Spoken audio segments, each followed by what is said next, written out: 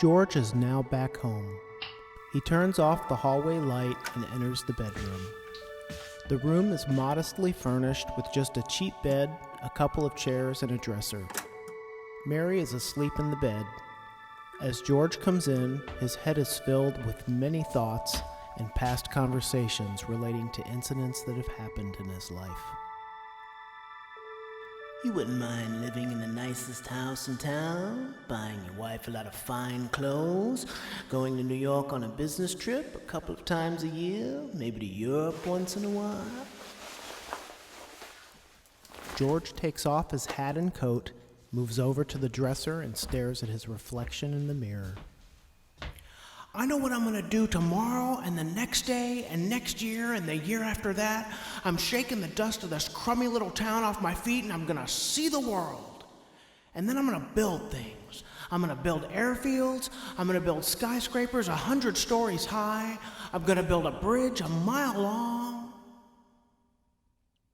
While these reflections are passing through George's head, his attention is caught by a picture on the wall near the dresser. It is the familiar framed sketch that Mary made of George lassoing the moon. What is it you want, Mary? You want the moon? If you do, just say the word and I'll throw a lasso around it and pull her down for you. Mary wakes up and sees George staring at the framed sketch. Buffalo gal, won't you come out tonight? Won't you come out tonight? Won't you come out tonight? Buffalo gal, won't you come out tonight? And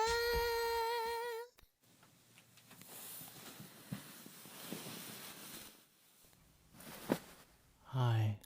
hi.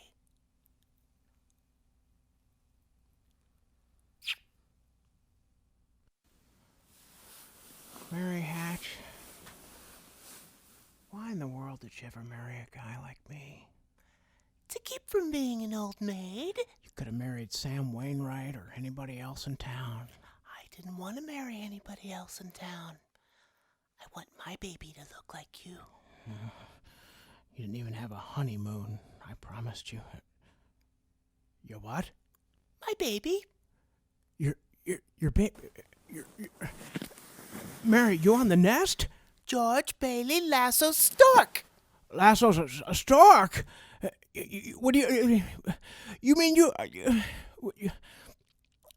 what is it, a boy or girl?